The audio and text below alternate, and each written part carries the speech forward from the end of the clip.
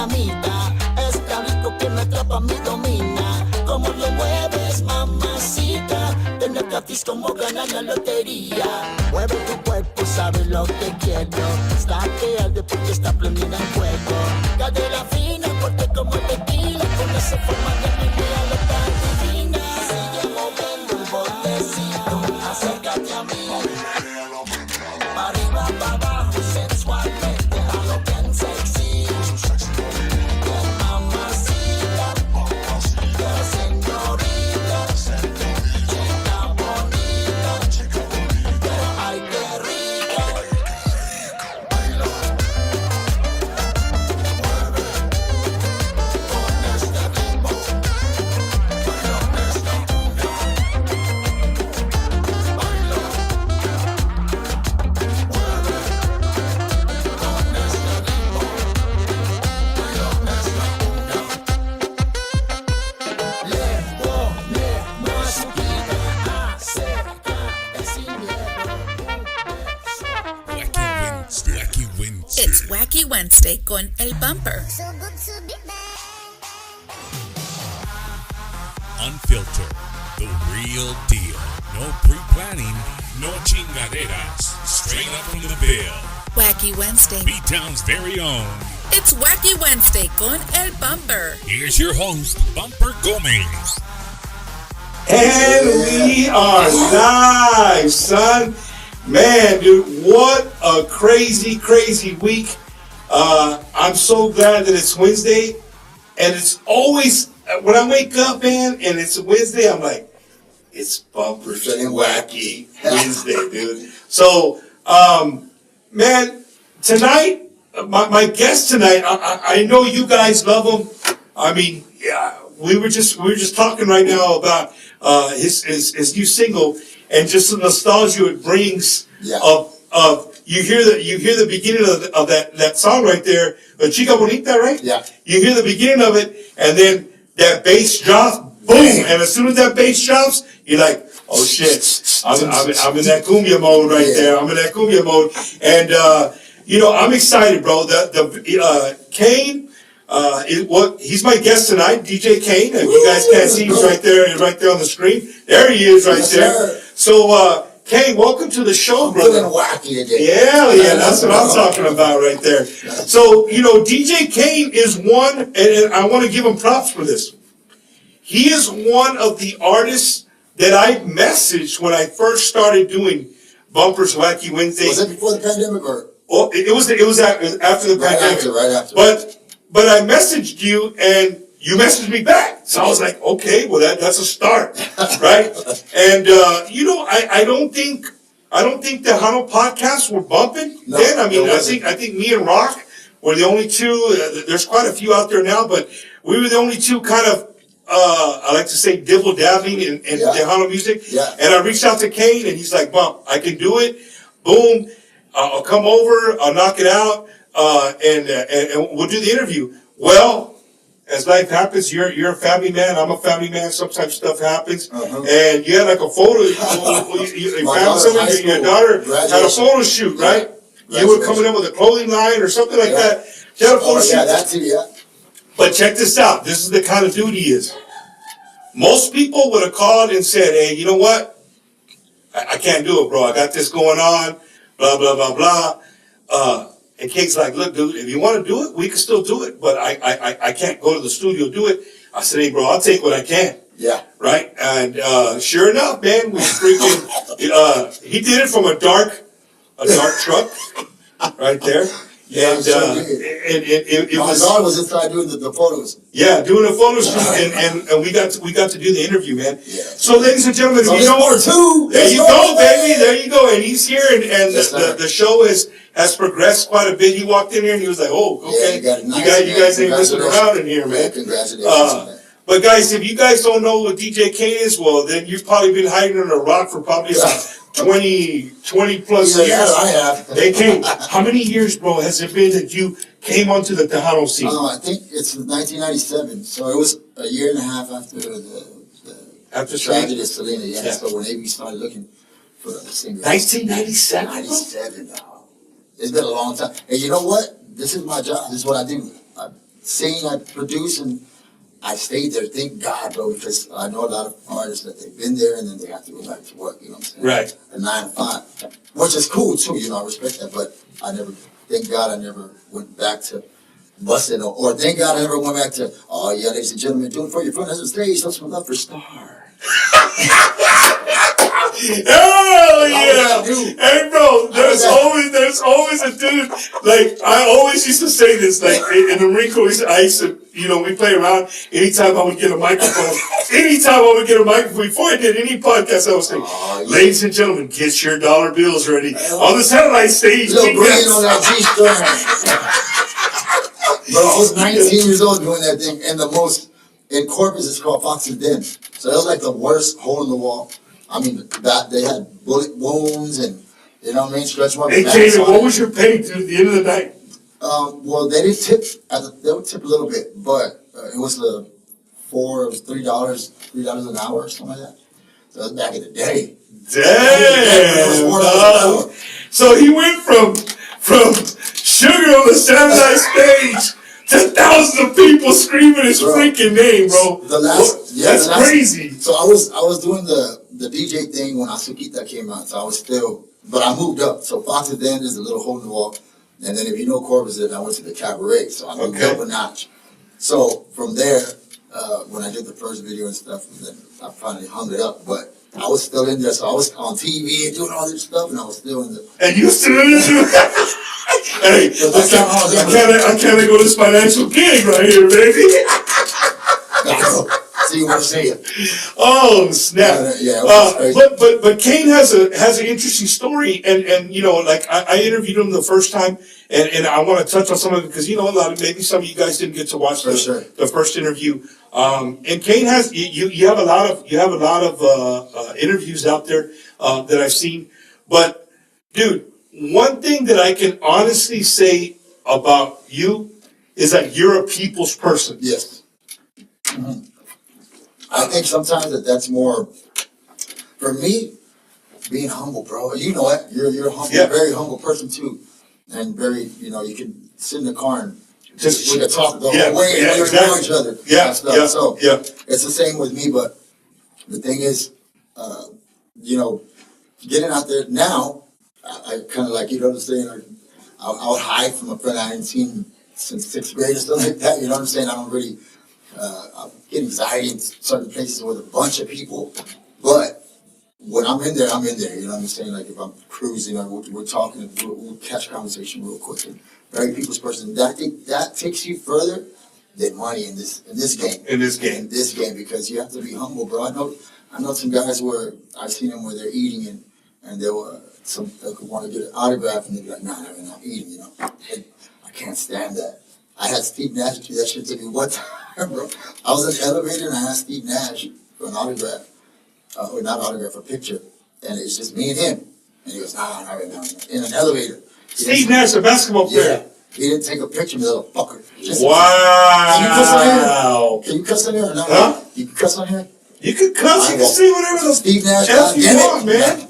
He hurt my feelings that day because I'm a big fan of Steve Nash, and he said no. And we're in the elevator. So anyway, the whole point of the story is that the humble, man, it takes you, I mean, for me, it takes you further than the money will. Most definitely. That's why I continue my well, and the reason that I say that, King, is because I've seen you here locally do some local stuff, and it's never like come on stage and then you're gone. You stay. If you want to take pictures, you take pictures with them. Right. You talk to them. You know what I mean? And I get it. I get it. Like in the 90s, bro, there's no way in hell when you were with the Kings, there was no way in hell that you guys are going to be able to do that and it be under some kind of control. Yeah. There's no way in hell, crazy. man. It's crazy. Back then, there was social media back then. That would have been wild. But there's no footage. Hey, but I was just about to say, that's probably a good thing for you guys that there was social media. Yeah, it was those days. With a boy band, man. Kane, you come from some humble beginnings, man. Yeah. In Corpus, are you from the Molina area or no? I'm from 19th Street, so 19th Street's the Wiggins. It's maybe like 5 minutes. Greenwood and Molina. And what high school is that area in? Miller. Miller High School. So Molina is Moody, if I'm not Okay, mistaken. yeah. So, well, I never got you. I went to ninth grade, bumpy, you know what I'm saying? Yeah, I went to no. the ninth grade and I got out, but yeah, I'm down in the middle. And Kane, where are you originally from, though? I was born in Houston, but 2 years old, moved to New York. So New York, I lived in Brooklyn, Flatbush area. And that was till I was 13, and then I moved to Corpus. But So is your background Mexican American? I'm Mexican American, but I grew up with a stepfather that was Puerto Rican. That's Puerto Rican. I was about to say that's the only way that there had to be a Puerto Rican connection there. That you ended up in Brooklyn, man. Yeah. You have the last name. Flatbush. We talked about this last time. You have the last name Cano. Yeah. That's my mother's maiden name. Is it? Yeah, I'm a Cano. So I got Let's go, bitch. And can we say your real name? Yeah, what? Okay. Well, his government name is Jason Cano. Yeah. I got an uncle. His name is Jason Cano. So maybe we family. so we know. We used to tell him, hey, what do you think? He's Yeah, your Jason James, James. bro. Jason James Cano is the full name. That's cool. And you know, I trip out from the guys from Mexico, right? Because I'll be getting some Western Unions, some deposits and stuff. Yeah. They have 4 of them. It's Juan, Gonzalez, Servando. You know what I'm saying? Trips me out. That trips me out. Hey, bro, you know Why what? do you think? I don't understand that. But some people don't know what we're Is this a talking about. maiden? My government name is. I don't think people are ready for this, What is Eddie. it? I don't think they're ready, bro. I want to know this. My government name is Jose Gomez. Okay. Right? Like, so if I go to do a Western Union or something, bro, and right away, it's So not. You like can never really- just go and instantly get money or say it's always an issue because there's so many freaking people with that same Yeah. name. God forbid when I come in from another country with with my passport, bro, it's at least an hour and a half. Especially with that name. Yes, That name was very because there's so many people, man. Yeah. So you were in New York until you were how old? Till I was 13 years old. 13. So that molded you, bro. Man. That's where you get the reggae, The whole feel. the whole feel. The salsa music, like it's like Tejano, but over there salsa is Right. the thing. So I grew up playing percussion. So at the parties over there, you know how we bring out the Bible section Yeah. of that? Over there they bring out the congas and the timbales. And then the Dominicans, they bring out that metal, the guajiro or something. What's it called? The guiro. Guido and the huira. There you go. The guido is the wooden one, the huira is the steel one, and then the guacharaca is the... Yeah, I just learned. For real? Yeah. So the huira is the Metal one? the metal one, and the guido guido is is the wood one. There you go. Huh? Hey, you learn something new every day right there, man. So, and Kane, so you moved to Corpus, bro. A young teenager, right? And at 13 years old is when, a young man starting to find himself and getting molded. But, man, dude, that is, and then. But the change, right? But in the early 90s, bro, late 80s, early 90s, you coming from that realm into South Texas, dude, that's night and day, bro. That's black and white, homie. Yeah. Think about it. If you think about it, that's... And the reason I say is because I know people, being in the military, I met people from Brooklyn, the Bronx, like all the northeastern part. They're just a different breed of person. They're louder. People in New York are mean. Yeah. And not mean like they're just ugly. What they say and they believe what they believe. They're about business, right? When you walk around Manhattan, you know somebody's not from there that's looking up because the dudes from New York, they're looking down and they moving. That's it, right? That's it. And so I'm just picturing you coming and coming to Corpus, bro. From there, that's night and day, bro. Yeah, that's great. So when I came over here, when I went to Corpus, I'm trying to tell me that, but when I went to Corpus, we stayed at my aunt's house. So my aunt has 2 sons, so they had a bunch of people over there all the time. So I kind of walked into a gang type stuff. So that house my aunt's house was where everybody used to hang out. So I kind of went from that 13-year-old into a hood, you know what I mean? But that quickly. Yeah, real quick. Like we lived there with my aunt and my cousins. So they already had it molded with a bunch of people there. And they were my age, so imagine I just walked straight into the straight gang life. Hey, bro, so you went from the different, the more hip hopish, kind of way of life in New York, right? And then you came into some like cholo shit, like, you know what I mean? It was where I was at. It was a bunch of headbangers, though. It was like a bunch of also everybody they were good, but they were all black and shit. skaters, Metallica, Def Leppard, Motley Crue. At that time, when MTV headbangers ball and all that, So I walked in from Run DMC to straight up. This fool went from an Adidas suit to like, hey, bro, put on these skinny black jeans and this black jacket. Yeah, straight up. And it freaked me out. And then, so I pull in when I come. Now I would come in the summer, but every time I'd come, I'd stay for like a month. But when I came and stayed here, everybody wanted to battle breakdance. They want to battle because they think that just because I'm from New York. But I did. Okay.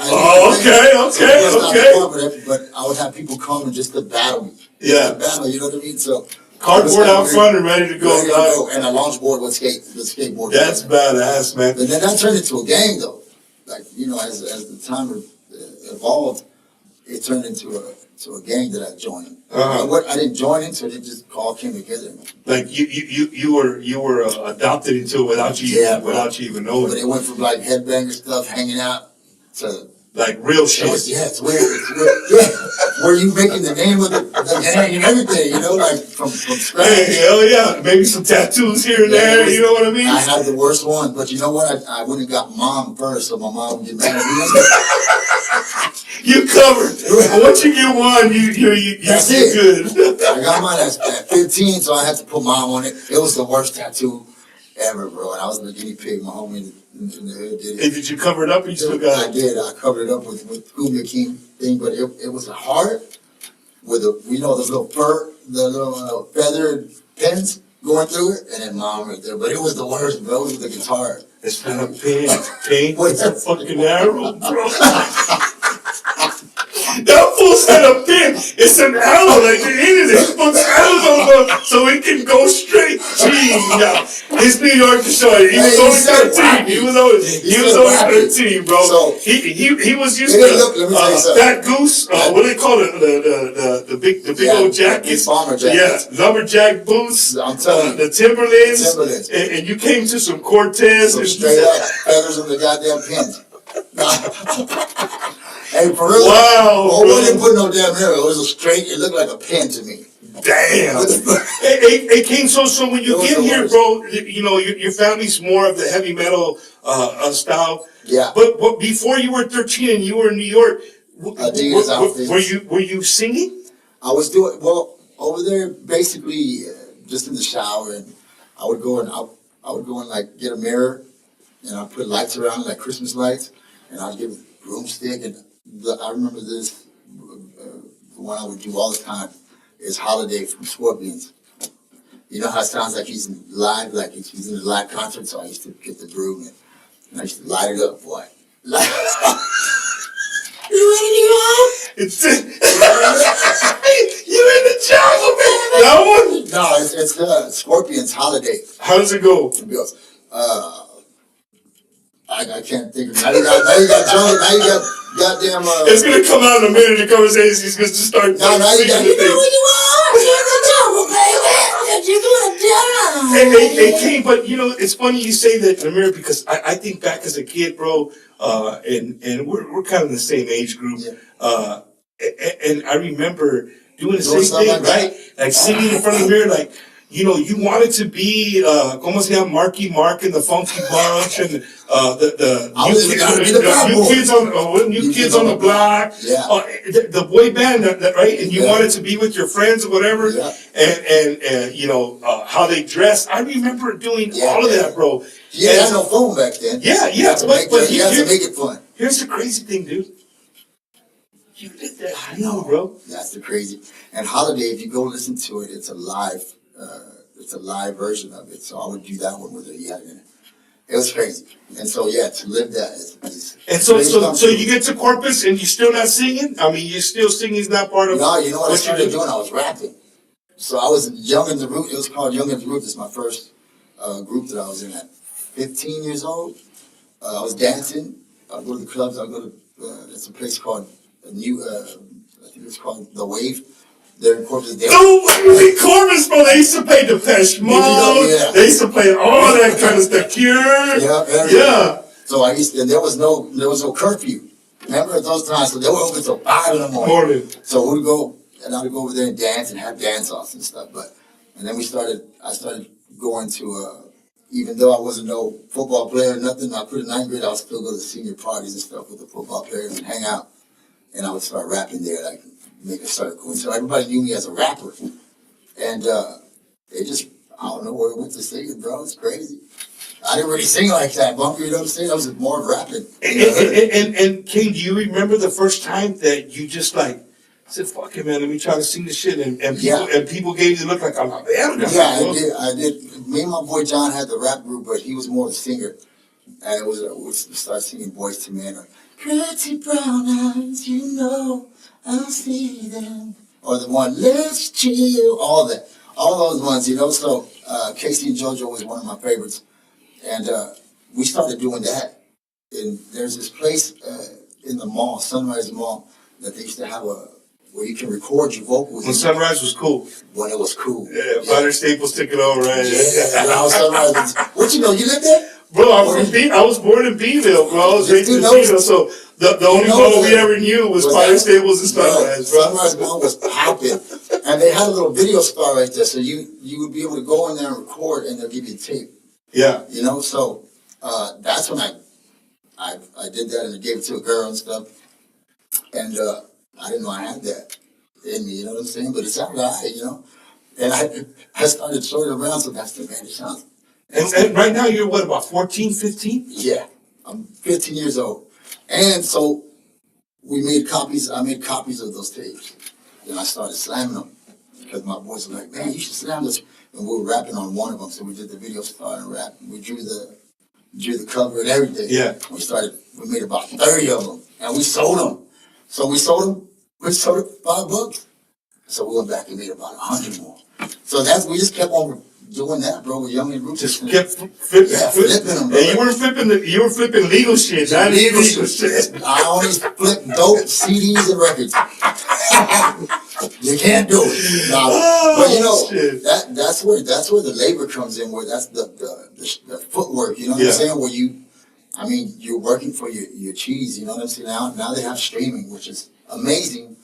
But man, I come from where you pop the trunk, you know what I mean? And you got your tapes right, and there were tapes, you know what I mean? So, bro, but I would see that more as like a struggle.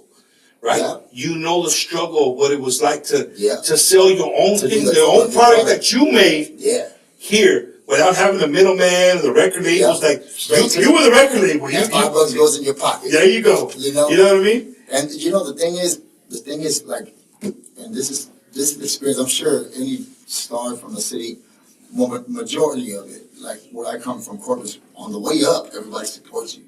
But when you've been in the game for so long, sometimes your city will start back. They won't go to your shows, or you know, it'd be. ¿Quién se cree? Tanto se cree, chingón, right? Yeah, that's the way it is in cities. Like, I would go at the beginning, everybody, there's packed houses everywhere, and then once you get up there and it's too long, that chingón, and they won't show up no more. Not even. They don't want to show you love no more. Yeah, no more. That's what's crazy about the little towns. My girl be singing your song, and I don't like that shit. Yeah. My daughter had to go for 10 years. I see her. That's crazy. But you know, it just happens like that. But that got me, you know, to where AB was able to check me out. You know. And how did that come about? Like, so I want to tell you the story that I have always heard was, you know, AB found you. Mm-hmm. And it's like, hey, dude, you want a job? And you pretty much moved in, and you were 24/7, 365 music. Man, that's it. So what happened is I got shot when I was 17 years old. Damn. Yeah, I almost lost my life. So I was in a coma and got shot for that gang stuff. So all you kids out there, when you're in that state and you're shot and you're in the hospital, you're by yourself. You're not, the gang will be there, whatever, downstairs, but you're by yourself. You got to go through that. The tubes going in your body. I have tubes going in here and the side. I'm scarred up now. But you're by yourself, man. There's nobody to help you anymore. So with that, when I got out, I went to Sinton. My dad lived in Sinton. Sinton, Texas, home of the Pirates. The home of the Pirates. Shout out to Sinton. Y'all know. See, Kane, I know a lot. I know the area. So that was getting away. The Sinton to me was like country area. That was country, yeah. I go and I recovered there. And right after that, I go back to the hood, and I had a couple of the OGs. They seemed talented in me. They'll pick me up every day, bro, from Impala, and take me smoking. And here's some congas, man. And there was a reggae group that they had going on. So I started playing congas with a reggae group of 4. So my boys from California, he was older, he's an OG. So he would go in the hood, he would pick me up. And I wouldn't want, he'd drop me off. When he dropped me off, I wouldn't want to go back. I want to stay with him, you know what I'm saying? He had smoke and Impala. So I go back to the hood and, missed the singing. So I started being for the stage, you know what I'm saying? For it was just rehearsals at the time. And then we did Johnny Land. That was the first show. It was like, we did it at 12 o'clock in the afternoon. And it was a reggae fest at Johnny Land. And Johnny Land was named after Johnny Canales, right? Yes. Yeah, okay. And that place right there, it's a big spot, but there was only and I have footage of it, but there's only 15 people. And we're jamming, dog. You didn't give a damn, bro. 15 people in that. What? Nobody or 15 people? And that was a concert. It was family at that. That's the people that were there. Bro, let me tell you something. If I were to show you the footage, every man on that stage is having the best time of their life because they're doing what they love. And it's not about the money at the time. It's about music. And I remember, and it takes me back. Every time I see that, I have a big smile on my face, and I have keyboards over here. I was learning how to play keys, and I had the congas and singing background. And it just that video right there takes me back to where that humbleness comes, and it's bro, there was 10 people there, family members. You're on a big stage, but you're happy as hell. Opposed to you going to a packed house, but the promoter don't have the money to pay you your pants. Wow. And so now you can't enjoy your show because the money's not, you know what I mean? Yeah. So it turned into that. But from that, I always think about that, man. That keeps me humble to go through that. So I went to that reggae. So Johnny Land with 15 people and then playing reggae at that. Reggae music. So I got shot, stopped the rapping, went to reggae. They put and not even reggaeton. Nah, it's just reggae. Just old straight like English.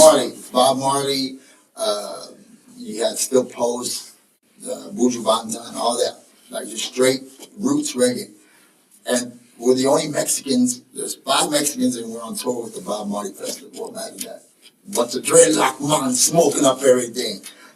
Just smoking and chilling, break it down. And so you go on tour with them on a reggae tour? Yeah, reggae tour. We would go to Tucson, Phoenix. And it's a bunch of Indians, bro, just white people hanging out, just having a good time, bro. Reggae music, we're only Mexicans, and with a bunch of Rastafaris there, Rastafarians, and they just smoking. And imagine I'm young. Bro, I'm picturing you right now, hey, I don't know what we got into, but hey, we're in Phoenix and we're getting paid tonight. Yo, straight up, straight up. And let me tell you, we had a motorhome that my boy's aunt let us use, and it broke down 5 times by the time we got there. It was the worst. It was the worst. But once we got there, bro, it was amazing. And this time the Bob Marley Festival was packed. So there's more than 15 people. Oh, man. It was there's 20 now. Yeah. We would go to Mississippi, Biloxi. We used to go to, not too many places, but we would go out there. And then we were playing one time in Yucatan. Yucatan was in Corpus Christi. I don't know if you know that. It was the ocean drive down there by waterfront. And I was watching AB on TV because of the Selena tragedy and all that. And I wasn't too big of a Tejano fan at the time. I was reggae and rap and stuff, but I knew, of course, who they were and what she sang and what AB brought to the table. And they were showing his house and all this, and I would freak out, It was all TV all the time. So when I seen them in the club, bro, So this is a small club. I'm singing background vocals. My hands low like this, and I'm just playing chorus. And I see him, and then you know he's in the DJ booth and he's looking. And so it was my turn to sing. I only sing one song, bro, and that song was Hotel California. We do it in reggae, and I put a little bit of Bitty Bitty Bom Bom in there, you know. You were like a pitcher in high school that knows the scouts were coming for a scholarship. Man. You saw the scout. You're like, it's now or never. It's now or never. Yeah, I threw my special pitch right there. Wow. So I pretty much went up to bat, switched hit, and when I got on stage, he's like, yo, bro, maybe. And I said, oh, man, nice to meet you, blah, blah, blah. He goes, yo, I need a singer for the Kumbia Kings. I'm starting a group. And, man, if you're interested, here's my number. So I gave him my number. And 2 weeks later, I'm at a barbecue. And remember, we had pagers at the time. So there was there's no way to get a hold of you. I didn't have a phone on it. So I checked my pager. I called it. And he said, what's up, bro? It's AB, man. Do you think you can make it to my house? He's already running my shit. You know, I'm already running my life and shit. You think you can make it over in 15? You know what I'm saying? So I'm like, hell yeah, I can make it over. I didn't have a car. Well, somebody will give you a ride. I said, yo, man, I need to borrow somebody's shit for real quick. Let me borrow your map, too. Hell yeah. We got no GPS in this motherfucker. So he lived in Cal Allen, so I never go there. I'm Corpus Christi, so I wouldn't really go there. Cal Allen is the outskirts of, well, not anymore. It's been swallowed up by Corpus Christi. You're damn right. And so I bought my boys ride, and it's a hoopty. You know, I didn't know what I was showing up to, but I go and I pull up, and I'm like, yo, I'm tripping out in the house. I've seen it on TV, but I've never seen a house that big. I used to think that brick homes, houses with brick like this, were rich. Like, it's just a rich home. Yeah. In the woods. And a gate. When you see gates, like regular gates outside, that means you're in the hood. Yeah. Because the good, once you start going up to the good neighborhoods, there's no fences like that, yeah. So there's no bars on the windows. Yeah, you can't have a gate in these areas. No more tela doors, no screen doors. So, for all y'all, if you don't know you're in the hood, you see a gate, get out there. Hey, bro, but before you go on, yeah. You know what's the greatest thing about the hood? I love the hood. Would be a Saturday morning or a Sunday morning. You get on your bike and you could ride down the center of a street and you could smell chorizo and egg. You can smell every lady cooking because the doors are open, the tella's going, you can smell breakfast. I didn't mean to interrupt you, but you got a nostalgia feeling. No, that's straight up. And you know what? In the hood, they can think it's bad, whatever, but those people that are cooking sometimes, they'll be like, hey man, what you want? You want a taco? Yeah, hell yeah. So you show up to AB's house? Yeah. So I pull up, and mind you, I'm in a hoopty, so I don't know, where to park it or anything. I just parked it right there on the curb, like a little bit back. And I seen the home because I had to use a map. I had to use a map to get this. Dude, for the people watching, stop to think about that, right? Think about it. He had to use a map. Or somebody else's car at that. So if I was at the wrong house, that pager is the only thing I had. So I'd have to go to a payphone and call them, find a payphone, get the 25 cents for the payphone, and then, see where he's at. But luckily it was the right house. But imagine, GPS, they didn't exist. So we had to pull up. I remember Abraham used to pull up that map all the time, bro. Fucking big. Going this way. until he memorized it. Because I guess he started. Yeah, he's doing it so many times. Yeah, he memorized the roads. Yeah, for sure. Well, I pull up and I'm looking at the crib and I'm just tripping out because I seen it on TV and all that. So I go and I walk and I press one button and, hey bro, come on in. They buzz me in. The next one. I walk in and bro, that house to this day. It's ahead of its time. Like, it looked like a spaceship. Like, it was just, he had kid from the hood walking in. Yeah. And not only that, bro, but what you're not saying. And I don't know Spanish. Right, but what you're not saying is you came from New York as a 13-year-old. Yeah. And what people here in Texas, if you've never been to New York or understand their way of living over there, like, what we consider like 2 bedrooms, that's a whole family's apartment. That's kitchen, living room, bathroom, bedroom. I live in bad, you know what I mean? It's small. And you come to Texas and it's a little bit bigger. Yep. In the hood. And I'm just trying to paint a picture for the Yeah, people for watching, you know what I no. mean? And so now here comes this kid who's never been around this kid, and now you're dead up in his house. Yeah, I'm freaking out on that. And like I said, I used to lie and sometimes to some people. Like if I was in a car with a bunch of guys from high school, and I'd act like I lived in this house, and I didn't live in no goddamn house in the brick. I lived in, you know, if I showed them where I lived, they wouldn't want to go. We'll drop you off. Nah, bro, you know what? You just drop me off right Yeah, here. right here in the corner, man. My parents don't like to see me. My parents see what I'm hanging out with. I'm far from home, bro. Walking. That's in La Bamba. Right? In La Bamba, Richie Dallas, he's like, oh, yeah, no, just drop me off right here. I'll walk the rest of the way. I've done that. And that's true shit. Like, I don't want, you know, it's embarrassing. But anyway, so I pull up and I walk in there and I'm like, what's up? He takes me up to the studio. And mind you, he has like, his table is broken glass and weird shit. He has like he's ahead of his time, that dude, man.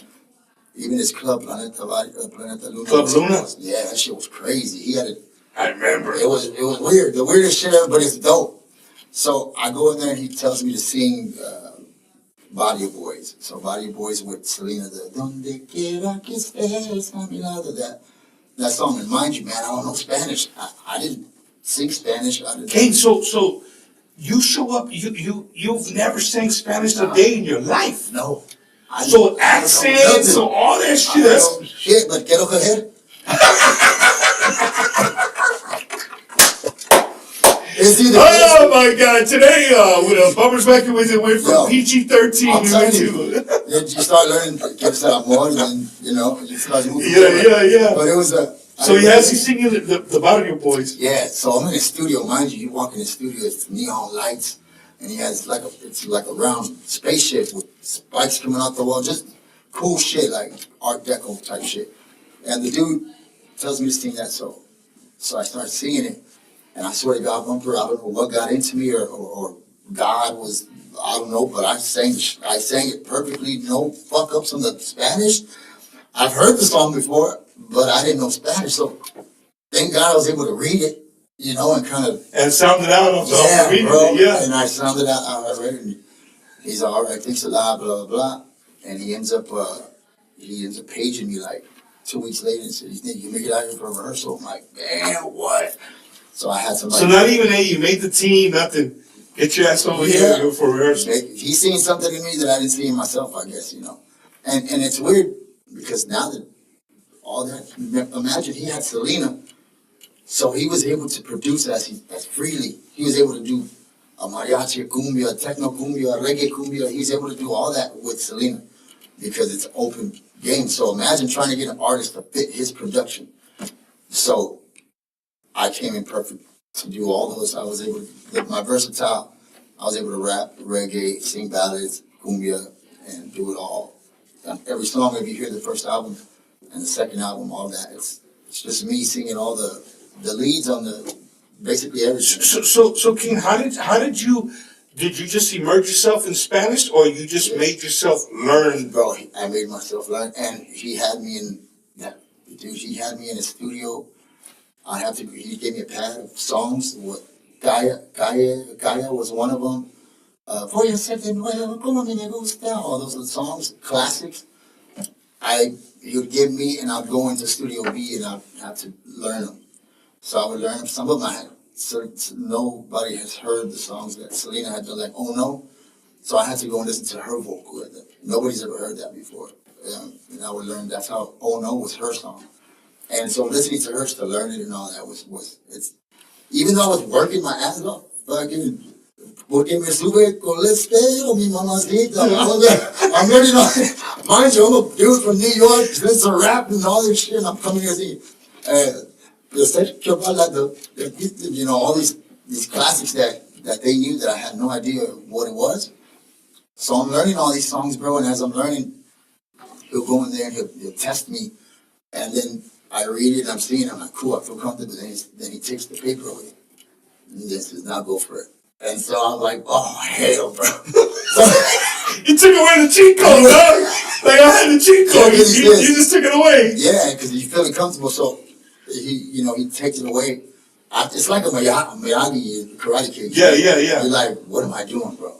I'm just in here. Every time I come over here, I'm just studying. He has you doing something. Yeah. And he's doing it, not knowing what I'm doing. So as he takes the paper away and he puts the song on and I start singing it, well, goddamn, there's a couple I had some of the lyrics right.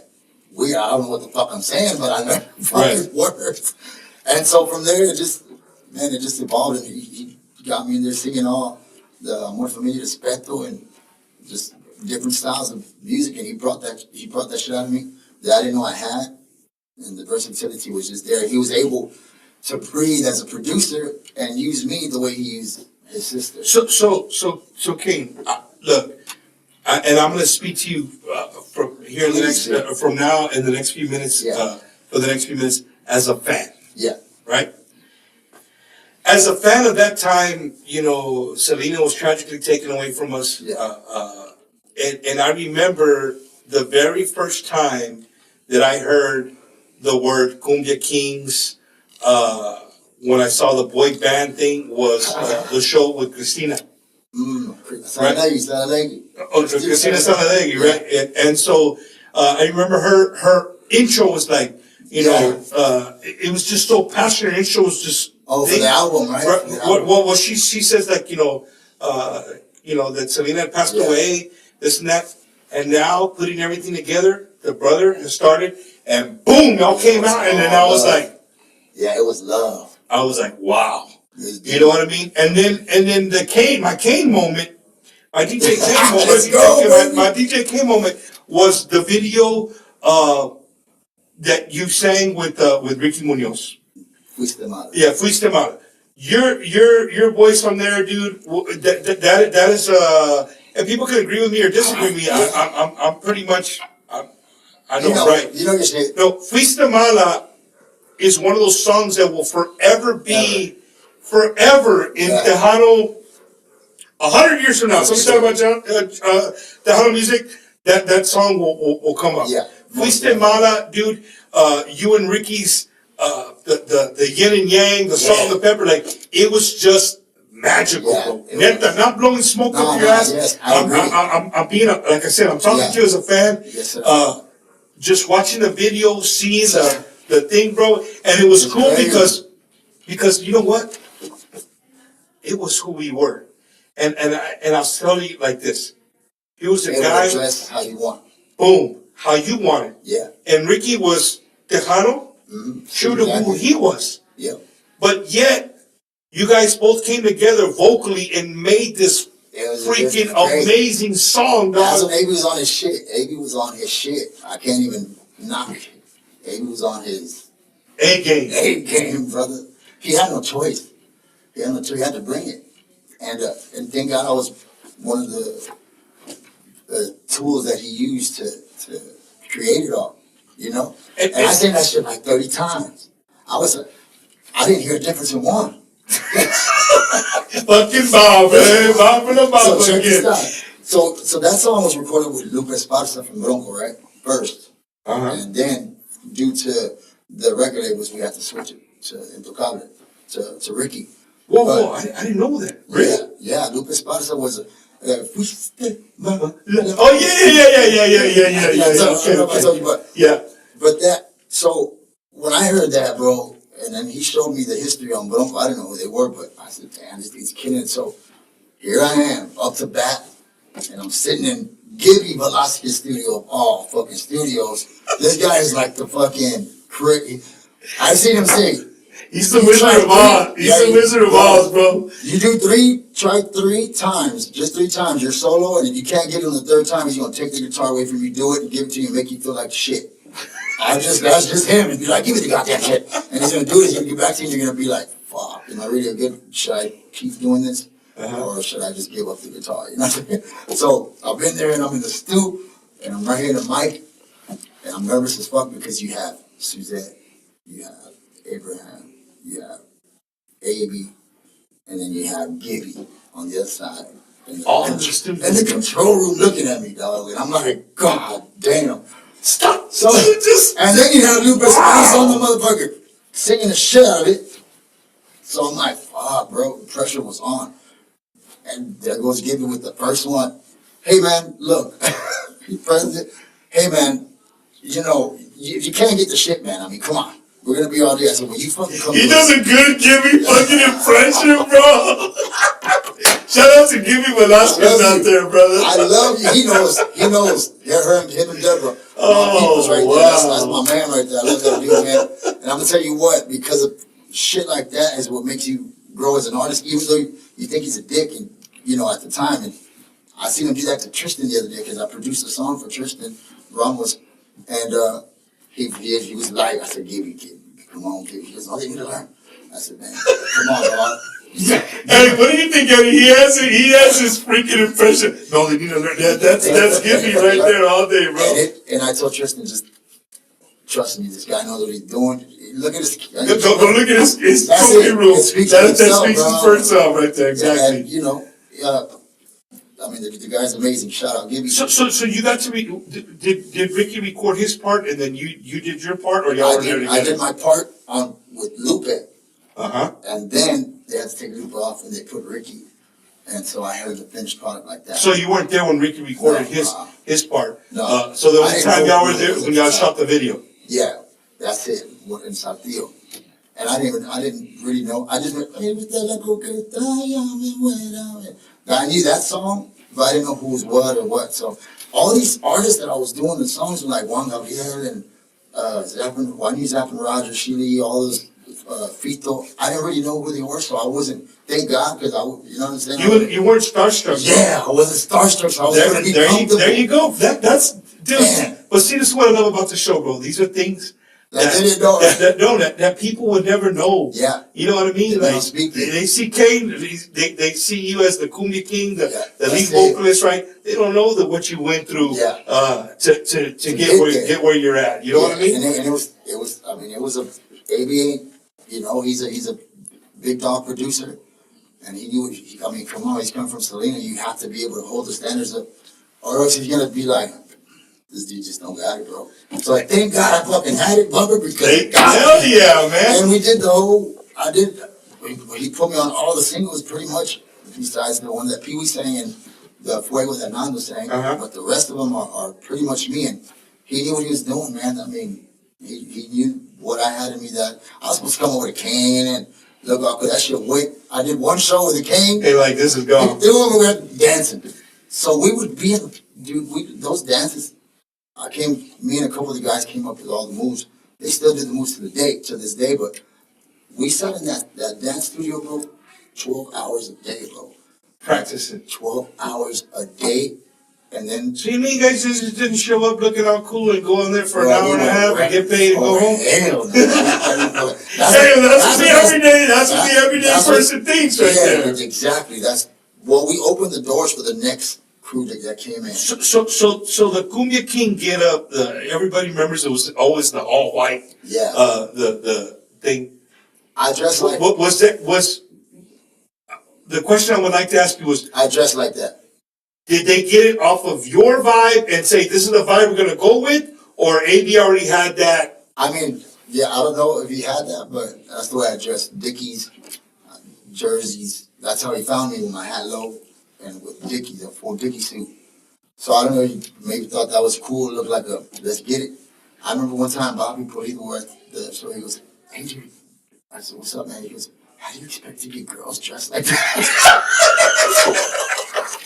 He was here, he was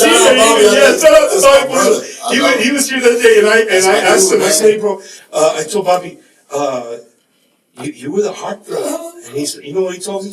To my face, he said, I never wanted to be the heartthrob.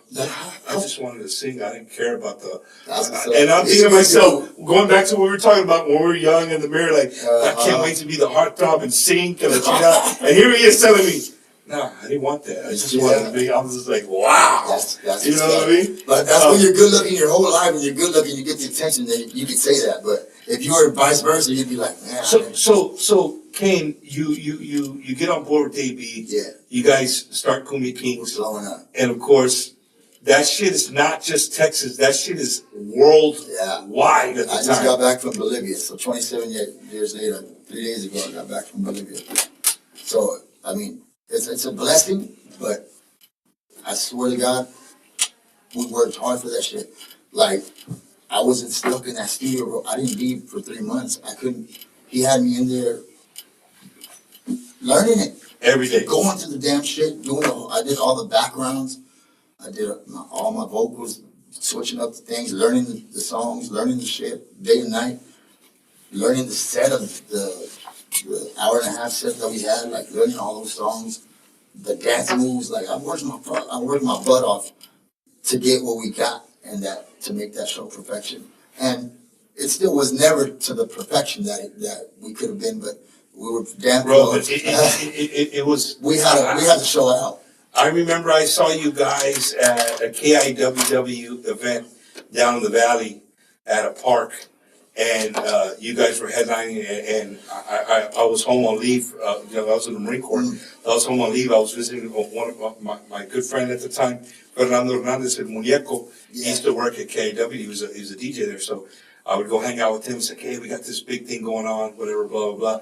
And people wanted to see what we had. Yeah, dude. And so I was just in amazement, bro. I like literally just. It brought back the nostalgia of New Kids on the Block. Yes. It brought back the nostalgia of Boys to Men. Yep. Like you guys mixed, you mixed all of that, Mexicanos, Chicanos, and you were playing Tejano music or a cumbia that was actually, honestly, I mean, I don't know. Maybe I'm wrong. I don't call myself. I'm not a big historian, but I just didn't think that there was cumbia like that.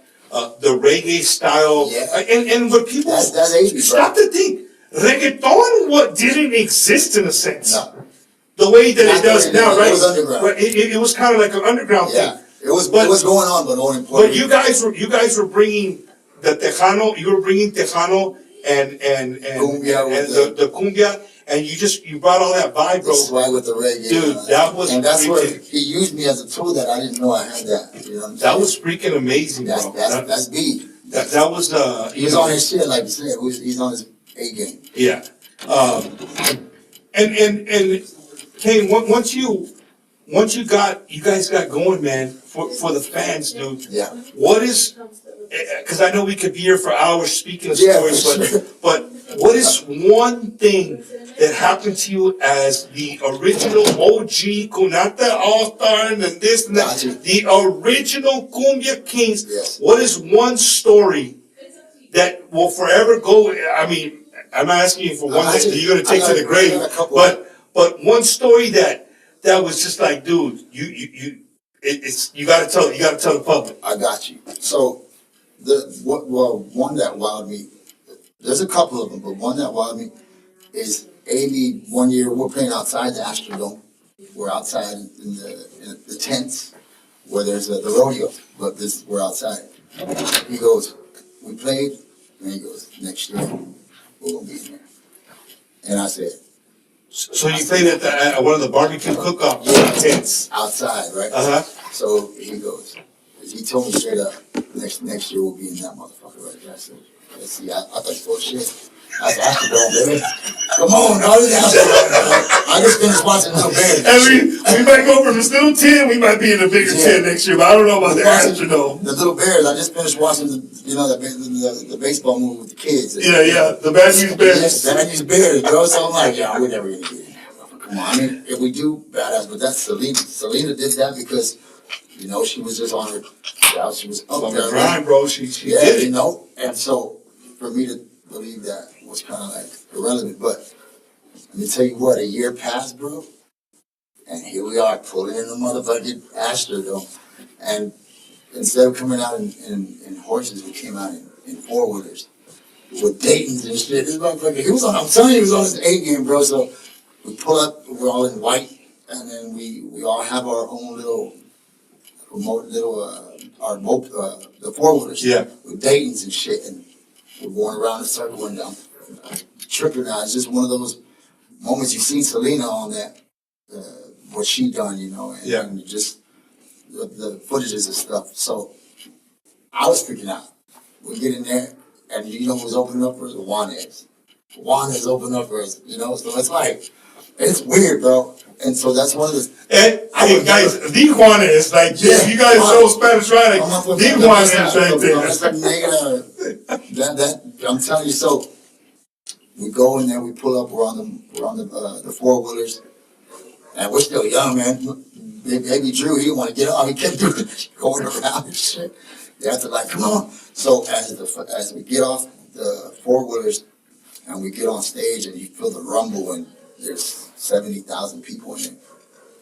That I'll never forget that. Like, close your eyes and just that stage is turning slowly, like, because it does a 360, and it's just, you see. I had glasses on, so the dark glasses. I close my eyes and you can just hear the. And I open my eyes, bro, and it's on the races, and it's fucking crazy packed, bro. It's just. They said it was 71,000 at that time, so we did it twice. So I have two. That's unreal, bro. So I'm coming from all this shit. From New York, getting shot and stabbed, playing for 10 people at Johnny Land, then going to Mississippi, Biloxi, the thing up and down, then going to AB's crib and doing that, and then fucking Astrodome. What the fuck? This is crazy. How did I get here? Man, dude. But that goes to show, like my boy Cowboy, you see me all my life. It just follow your dreams. And also, not just your dreams. I think it's being in the right place at the right time. Sometimes that's just what happens. It's part of the luck, man. It's part of the luck that God has, that God's plans. Yeah, he's got a plan for you. He's got a plan for everybody. And you have to. Man, that man up there has put me through some. I can never say that I don't believe in that man up there, because that dude has done some crazy shit where I'm like, bro. Why me? He freaks me out. This dude. Yeah. And he's there. So God always has my back. And that's why I'm still here, like, 9 lives as well and shit. Yeah. So once that Astrodome 2 was crazy. That I was like, we did. Because this dude, everything he said happened. Where we were playing Dallas Cowboys, where we were getting the Premio Juventud, we're playing for the Grammys. We got George Lopez fucking introducing us, like, we're just going through it. But we're not thinking how big we are. We're still in the bus being kids, you know what I'm saying? And when were most of them were from Corpus? Oh, yeah. Most all of them were from Corpus, except Frankie J. Frankie J came from San Diego. Yeah. So he got him after the first album was done. For the second album, he came in, and he was Cisco. Before Cisco, Frankie yeah. And Frank, we just the 3 vocalists, me, Drew, and Frankie. We got like me and Frankie were like brothers. And Panji was later, you know? Yeah, he came in that second round. After I left, everybody left, like Alex, Drew, everybody took off. Frankie took off. I stayed to do the 4th album. But once I see like Frankie going up and Tommy Mottola and doing all this shit, I see K1 over here fucking going off. I'm like, oh fuck, I can go do it myself too, you know? But, I stay loyal all the way into that.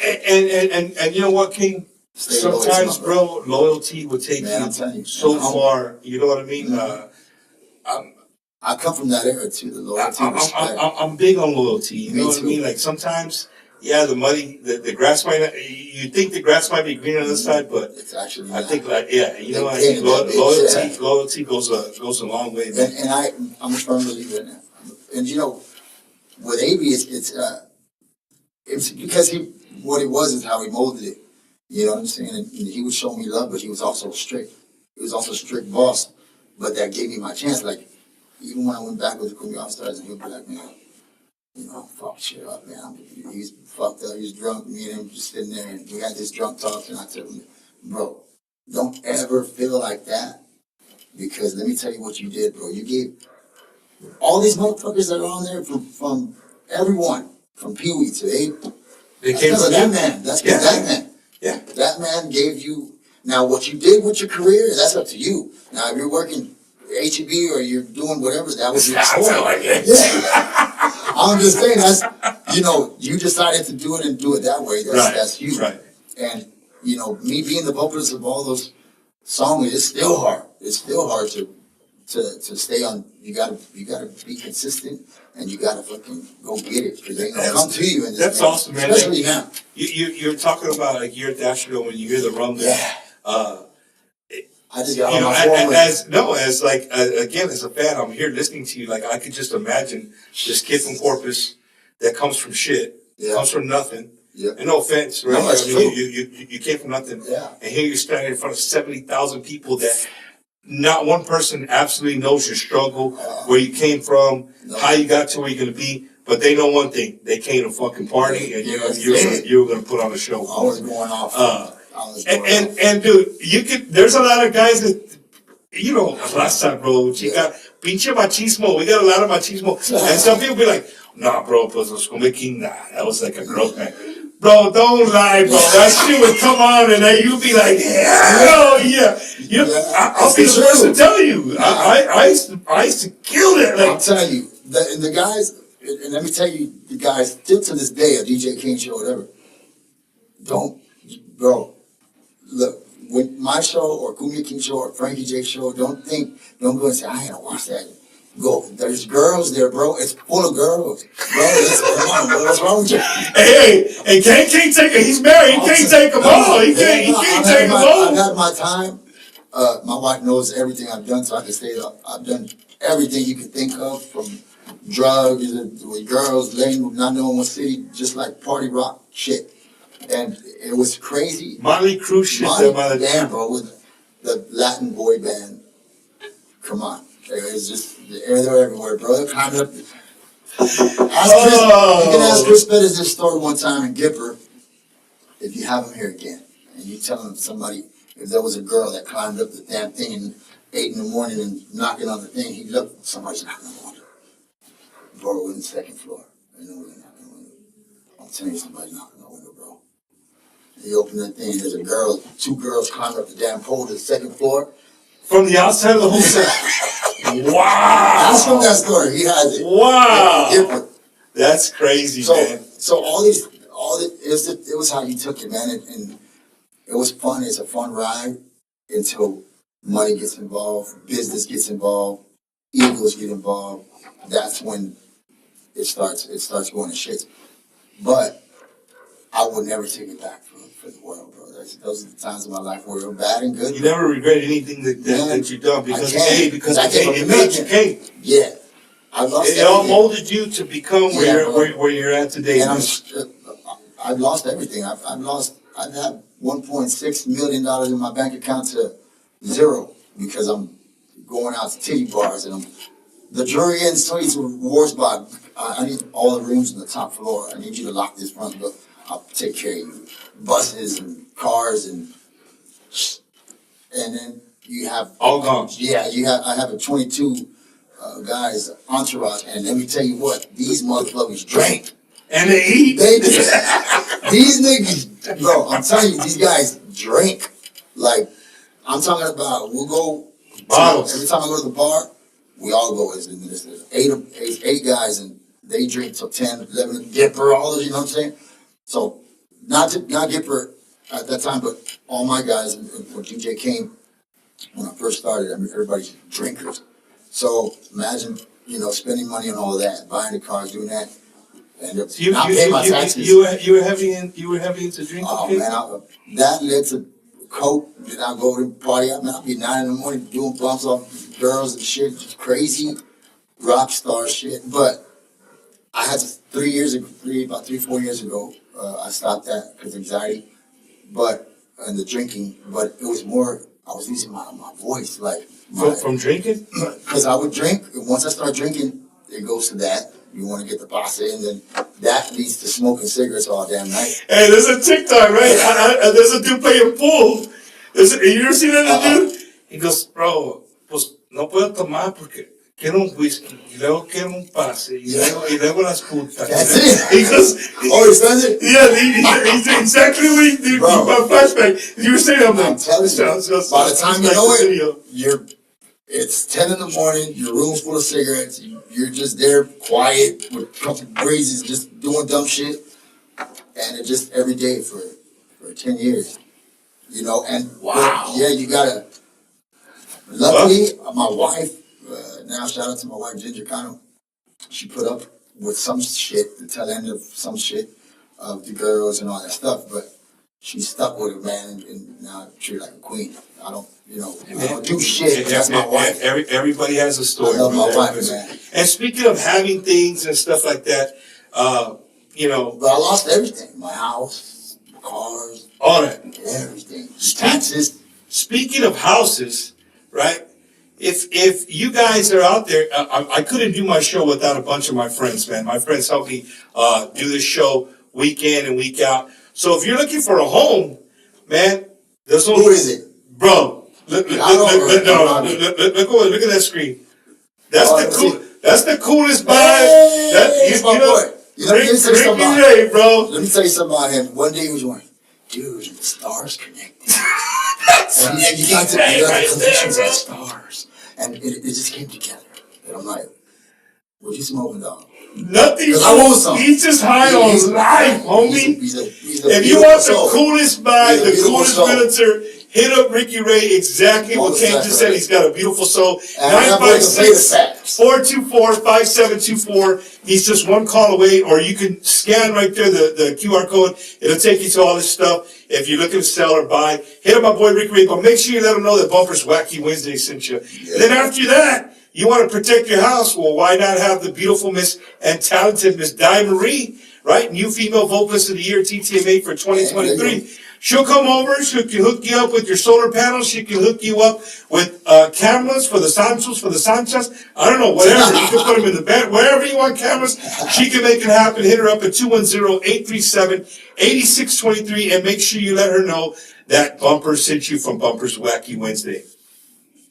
For all my veterans out there, dude, you're looking to bust up your disability, get it pumped up a little bit. Right here, there's no other guy to go to than retired Sergeant Major, my good friend, United States Marine, Oscar Ornelas. You can hit him up at 951-388-4072 or take a picture or screenshot the QR code. It'll take you all this stuff. If you're a veteran or you just got out, whatever the case may be, you're looking to fix your claim with your disability claim with the VA, hit him up. Let him know that Bumper sent you. He will take care of you. He's taking care of me. He's taking care of people in my family and very close friends. He is very, very good at what he does. Make sure you hit him up and let him know that we sent you. Carnitas. I always like the guests to try to say the word. Can you say the word? I'm trying to look Urapan. Here we go. Urapan, 945 South Austin Street. I don't know. Carnitos Urapan. It's at the Matador Plaza, Seguin, Texas. Hey, cowboy, come stay with us, bro. Stay with us. We good. Estilo Michoacán in el Norte. Every Friday, Saturday, and Sunday, they get you the best carnita tacos in the Seguin area. They're freaking.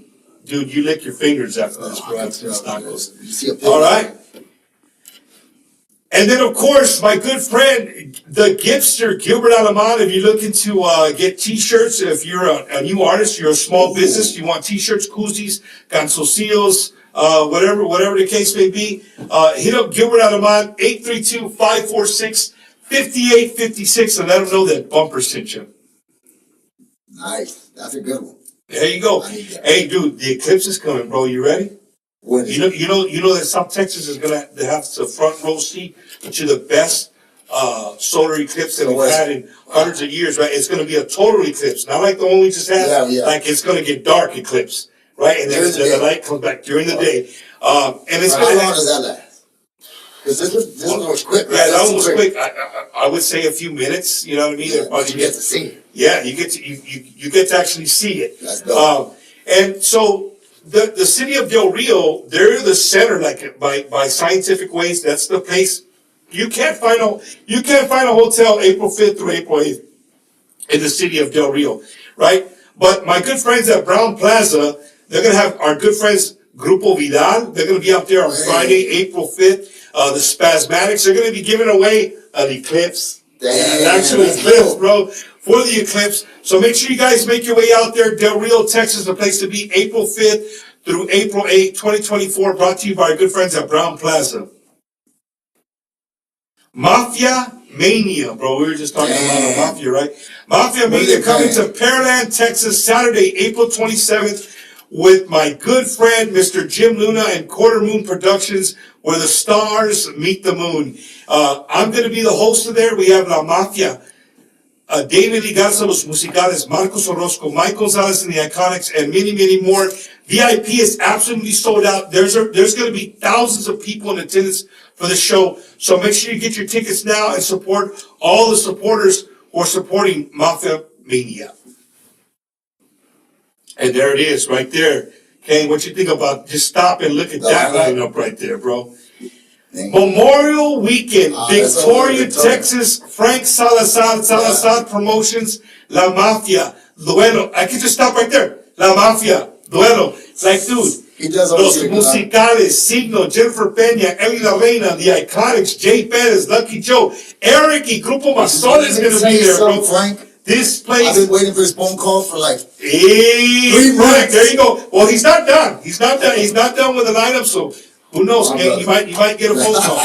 But I'm going to be there. A lot of people in the Tejano industry are going to be there all weekend. It's going to be the place to be. It's going to be Victoria, Texas for the Memorial Weekend Bash. Stay tuned to the show. We're going to be giving away a pair of VIP tickets for the whole weekend. You can go backstage, meet all the stars, and hang out backstage to what's going to be an amazing, amazing concert. Memorial Weekend Bash in Victoria, Texas, May 24th through May 26th. Yeah, that's a good one. And then come, I think this one is in April, right? April 6th, again, another thing that I'm hosting, brought to you by my good friend at Music Brothers out of Beeville, Texas. Indomable from Skidmore, Texas. And my good friends, those Desperados, the Despos are going to be in the house in Beeville with DJ Ray, hosted by yours truly, Bumper Gomez from Bumper's Wacky Wednesday, April 6th. Get your tickets now. It's going to be held at the MG Grill right there in Beeville. It's right next to the bowling alley. It's going to be a good time. I'm looking forward to seeing everybody in my hometown of Beeville, Texas. You from Beeville, Texas? That's it, dog. That's it. That's what's up. And there it is, man. March 27th. Okay, what are you doing March 27th?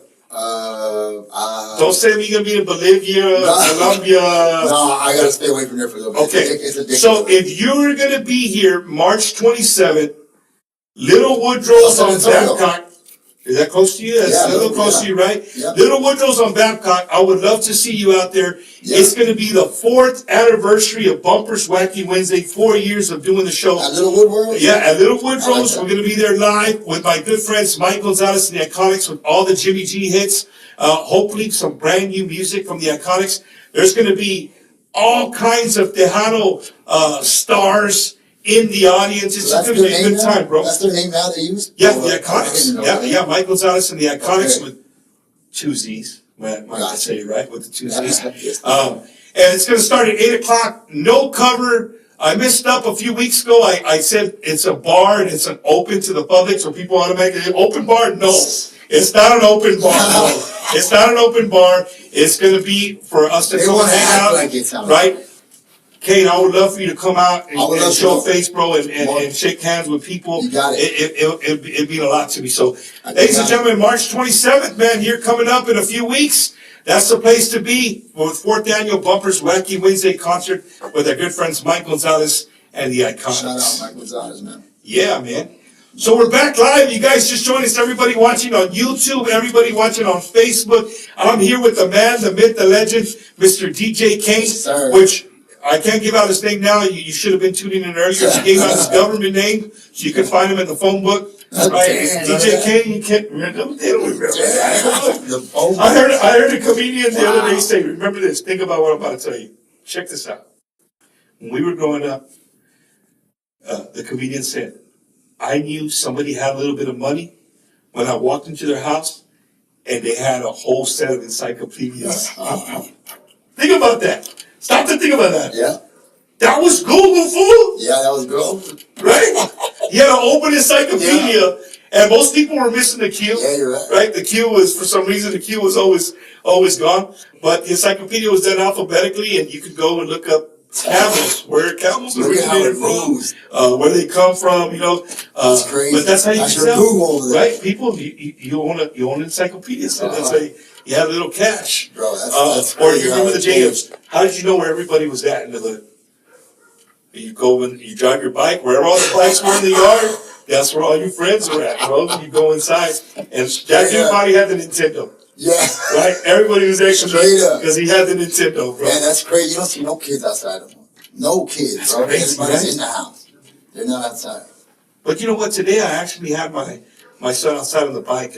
He had the bike rodeo coming up, and we were going over the little different things that he does. You know, they don't know the feeling of that fun, bro. Go play tag, go kick the can. A few weeks back, AT&T had the phone, right? And it was off like most of the day. Oh, today and today was no, it was a couple of weeks back, Kane. There was one a day. Kane, it was a couple of weeks back, bro. Nah. I'm telling you, okay, I'm gonna call my wife right now because her phone was off. And my daughter walked in the room and she told me, she said, Kane, nah, this was back in February, bro. We're in March, homie. Watch this. I'm gonna prove you wrong. And I tell you what, I argued with my daughter today. Look at me, Kane. This was in February. Swear. Today's March. Watch this. Watch this. So, watch this. Hold up. Oh, we're gonna go back to this in a couple of weeks. Here we go. Hey. Ba-da-ba-ba-ba. Oh, I get what you're saying. Been there. Oh, bro, this is why I love doing this freaking show, Don't bro. take that off, man. You got it. That's bloopers. We good. But no, a couple of weeks back, we had the, right, it was like AT&T, ain't nobody talking and texting, right? AT&T, ain't nobody talking and texting, right? But, you know, I stopped to think, right, what you just said. People can't even talk no more. These people don't do the face-to-face. It's just you know. There's no personality in that shit, man. So Kane, you know, you do the Kumbia Kings, dude, and you go through the whole name change, and you went over here, you went over there. But one thing's for sure, you always stayed true to what DJ Kane was. Yeah, they've tried to change, like for instance, like on You Don't Love Me, the English song. Even in that, when we got to that level, because once we crossed over to the English with that one, and that we're performing with Jay-Z, Beyonce, Destiny's Child, Drew Hill, and we're in the middle. So with You Don't Love Me, so with that song, they wanted me. If you go look at the video, Frankie's doing the vocals, but it's my voice. You know what I'm saying? So they wanted me to take off my hat and my glasses, and they wanted me to put my hair up and kind of pretty boy type thing, you know. And I said, I'm not gonna take off my derby and my hat. That's my style. You know, that's what. Man, you know, they didn't want to let it ride. So Frankie was like, I'll do it. So he went. That's why you see him singing it, but it's my vocals, you know. But they made that. You learn something new every day, right here on Bumper's Wacky Wednesday. It's because that's what the change is. What you're saying, I've always stayed the same, and that's one of the things that. They try to do it sometimes, and they try to change, but I gotta stay myself, man. So if you look at that video, you can see. I mean, Frankie didn't do it on purpose. They made, you know, somebody had to step up to the plate. So he ended up stepping to the plate, and I took the back seat, and I stayed with my glasses, and I stayed with my derby and my cane, and I kind of just didn't do the main vocal on it, but it's my vocal, you know. So they try to change you, but I had to stay the same, man. Humble and just, I'm from the ghetto, man. I appreciate everything that comes my way. Everything, bro. This interview, I appreciate. Hey, you know what I'm saying? Everything is appreciated. You know, and here's the thing: what people don't know, like, Kane will call me. He'll call like, "Hey, Bump, come on, dude!" Like, and every time I see him, he's like, "I haven't forgot about you. We got to do a show." Yes. Okay, so what have you been working on here, dude? What do you got? I mean, I know we started the show with your brand new single. Yeah. You constantly writing, you constantly doing melodies. I mean, most definitely. I got my studio at the crib, so me, Mariano, shout out Mariano. He's my right hand. He works at Freddie Records. I was about to say Mariano from Freddie Records. Yeah, he was since the beginning of DJ Kane. He was with me. And now he's did Grammys and all kinds of stuff, but he's an amazing person and talent. So right now what we're doing is the project I have with DJ Kane, crew, but it's just DJ Kane basically, but I got a couple of young guys. The dancing is all like Kumbia King style.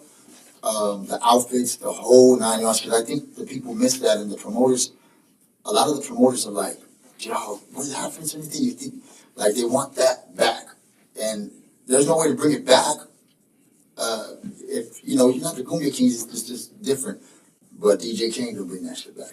I can bring that back, and you get to see the So vocals. you use the word back, boom, light bulb turns on, right? And we're talking off camera. Yeah. You know, one thing that the Kumbia Kings did bring in the initial wave of Kumbia Kings, something we've never seen before, right? I mean, we had La Sombra, you know, and those kind of things, and they brought the outfits and all that. Mm-hmm. But the cumbia and the way you guys brought it, we had never seen before. Yeah.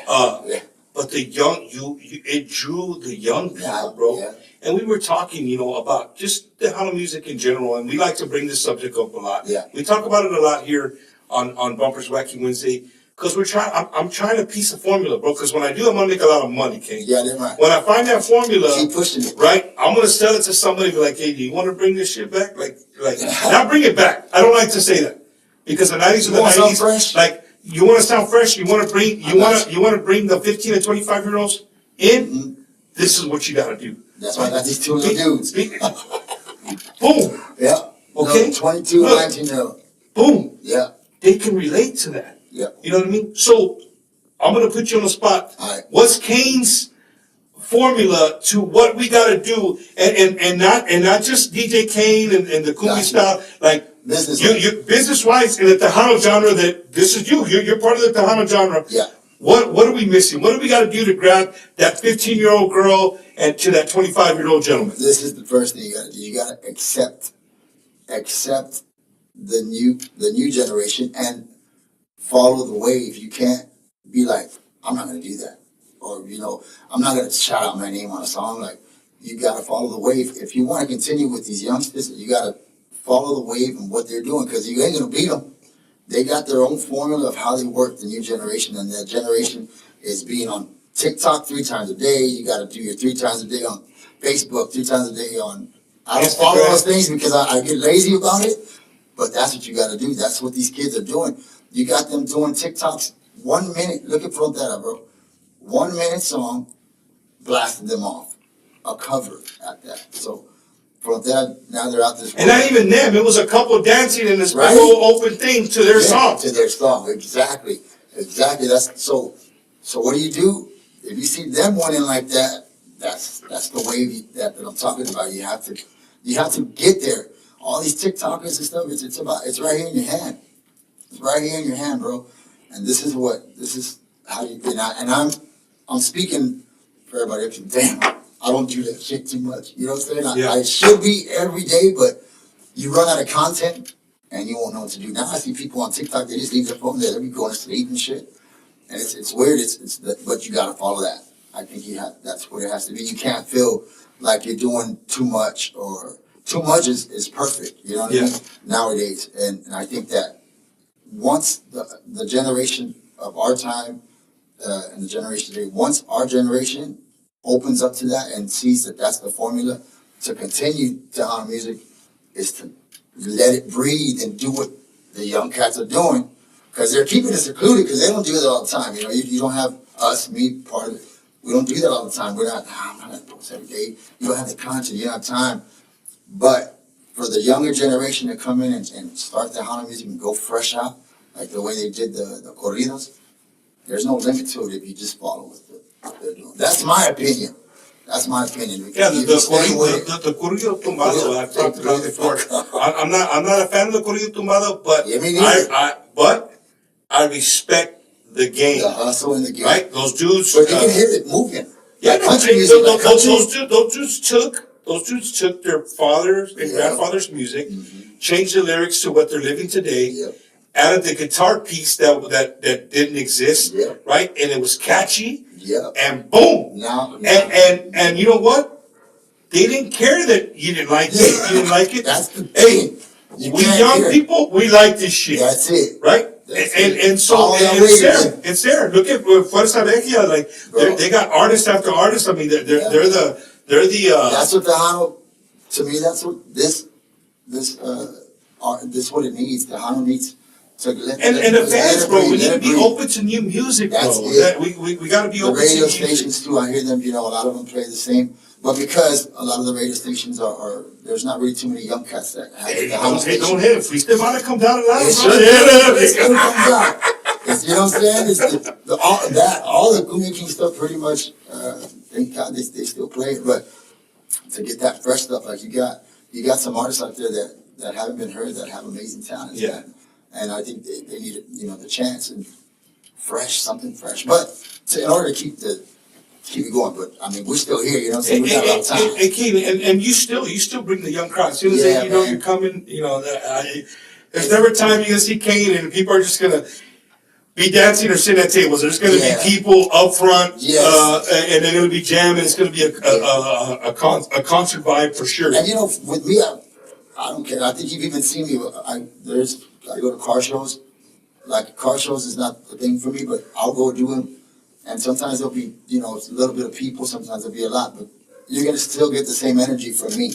I'm still gonna give you my 100%. And I've seen it with my own eyes. Yeah, you've been there. I've seen it with my own eyes. I've been a car show where it's just 50 people right there in the front. Yeah, but then I see you in front of 5,000 people. Yeah, it's the same energy. The same energy. But those 50 people, I'll get off the stage and I'll go to them, so I can feel comfortable as well, and we connect.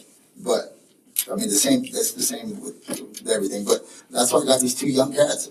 If you go look at DJ Kane online, you can see Sebastian and Amadeus, their brothers, and amazing talent from Monterrey. And they're from Monterrey. Yeah, and so the new single "Yo Te Voy a Amar," they're on that one. That's right before Chica Bonita that came out. I put it out for the fans for Christmas, and that song ended up it's doing numbers on like the streaming. It's doing better than what Chica Bonita. I thought Chica Bonita was doing. So basically, on the streams, we had over 1 million streams on the first month and a half. That's the NSYNC song, the Boy the Way I'm getting Kumbia stuff, and it's just taking up. That's the one I didn't even think. And usually that's the one. That's usually what happens, right? It's that number 5 song that you put.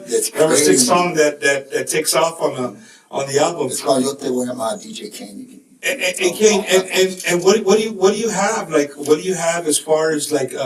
I know you just got back from Bolivia. Yeah. So when you go to Bolivia, bro, is it just you, or you have a band from Bolivia? Like some people, like Bobby Polillo, people don't know he's got a band on this side of the border, and he's got a band on the other side of the border, and he could catch a private plane. And I see you on private planes all the time, flying all over the place. You're good about that on social media. Thank you, as you're moving around. That's the clout. So you take your band from here, and you guys fly over there. Yeah, my band's from Monterrey, so all the guys are from over there, the dancers, the whole squad. But then I have a small band here, and I mean, if I want to bring everybody, I can bring the whole shebang. But I do shows. I could be just me and a DJ and throw a 30-minute set and get some energy. But what I want to sell and what I want people to see is that the whole show with the dancing, with the pyro, with the well, they don't have that no more. Nobody's doing it. Right. They're not doing the big productions like that anymore. They're not. Somebody brought that up a couple of weeks too. Like that's one thing that we're missing. Like, hey, put the light guys back in there. Put the pyro guys back in there. We're here, but we're doing it, but not here in the United States. It's in Mexico and South America is where it's banging. That's where I'm banging at. Where we're doing that. We're able to do those shows. Over here, you can't. There's not too many promoters that want to pay for that production. Hey, Kane, when you go to Bolivia, like how many shows do you usually do when you hit up the country? Bro, let me tell you, the problem over there is how they suck you in. Is that the promoters, they see that you're there, and the promoters don't have to pay your flight. Just buy your flights by yourself. So I have 9 guys that go with me, and then I got the rest of the band is there in Bolivia. So those 9 guys is $1,200 per flight. So you're already off the jump spending 12 stacks. Oh, so, just getting y'all there. Yeah, just getting us there. So when they see that we're there, they don't have to pay for flights. So they'll call and be like, hey, can you do it in 2 weeks, 1 week? So my band is still there. And we've been there for 2 months. On tour. They're there right now. I got apartments. I got 2 apartments there that I have. And so it's just very chill, waiting for the next gig. You say, I'm going home. Well, now they're going home on the 28th finally, but they've been there for 2 months. And they set up shop, but these guys are young, and they got And they live in Now the they got dream. girls and they have friends. Yeah, they live get in the dream, bro. Yeah, man, they live in the dream. they're enjoying it. Hey, it ain't the. I had to come home. I'm over young. It ain't the DJ Kane 1998, 1999 dream, but they live in the dream. Yeah, most definitely. And shout out to the band and toda la gente que están, that they're supporting us, man. I appreciate it. You know, it's hard going from band to band like that. Or in my case, when they see that, they want to see the Kumbia Kings. They want to, you know what I'm saying? So when you bring a whole new squad like that, you still have some, but you don't sound like, it's like, you know, man, just enjoy it. Have fun. If you don't like it, your kids will like it. You know what I'm saying? Yeah. And these guys are all humble, you know what I'm saying? Like the two singers I got, they're really humble kids, but they're talented as hell. That's right. And we keep it going, baby. You know? I hear you. Thank man. you, Jesus. I hear you. Kane, this is the part of the show where I give you the mic. You know, towards the end of the show, I give you the mic. You want to give any thank yous, any shout outs? The mic is yours, brother. Most definitely. First of all, thank you for any outlet. I don't care if it's one person, 15, 20, 30 people. It's good for me. I need to stay up. If I'm not doing this, then I'm irrelevant, and I have to stay on point. So I call Bump and say, yo, man, I need to get on your show. What you got a date up, and here I am. So thank you for that. The patience that everybody has, the radio stations that are playing my stuff, the fans out there, everybody, muchas gracias en serio, los que están todavía conmigo y todos los proyectos que yo tengo, ustedes están ahí siempre. All the Kumbia King fans that were with me, they're still with me, man. So it's nothing but beautiful love. Te quiero mucho. You can get everything DJ Kane online. I have a store opening in Monterrey in 1 month. It's all my clothing, and it's the swag that I have. And right now, as a matter of fact, me and my boy Mario Ortiz, so he has the building there, and we're going to try to open that for clothing and everything, man. Yeah, where the studio's at. Yeah, I mean, hey, bro, this space right there. I was there a month ago, so we were doing a fundraiser, and we were outside, and they were smoking some chicken, and I looked over from this little, you know, the little awning, the ramp that you're on, right? I looked over at the parking lot. I looked over there and said, "Man, the little apartments right there." No, where they fixed the Via buses, the thing, right? Uh-huh. What used to be there? What was it? Grand Central Station? Hey, no. So he said, "How many kids were made in that parking lot right there?" Bro, that's straight up. Oh man, you know what I mean? It brought back a lot of not for me, but I'm just saying, like, you know, that Grand Central Station was there. That was the time when it was popping. But Kane, you know what, bro? I want to thank you, brother, for giving me a Wednesday. You could be doing all kinds of stuff, bro. I really look forward to seeing you in a couple of weeks at the fourth annual. Yes, I'll send you a text to remind you. I live here, so you're a busy ain't guy. no excuse. Ain't no excuse if I'm here. And if you just show up to just drink a beer with me, a shot, whatever, or a chug of water with me, and I'm happy with it, brother. I'm happy with it. Always. So, ladies and gentlemen, you know, DJ Kane, wherever he's at, go out and support him, bro. I promise you, you'll never leave without a smile on your face, bro. And if you see me on the streets, you see me in Walmart, you see me wherever, don't be, because I have some fans that be like, man, I want to say hi, but I know you're in your own time. No, I don't feel like that. That's me. Come up, take a picture, you know, and whatever. So the last question I have for you, Kane. The last question I have for you. All right. Does DJ Kane ever leave his front door not in DJ Kane character? Man, no, I always have to be dressed and all that shit, bro. I can't. So you never, like, you don't go get you barbacoa de volada, like, of course. Just, like in the morning, like, you just go dressed. And you go to Jason Cano.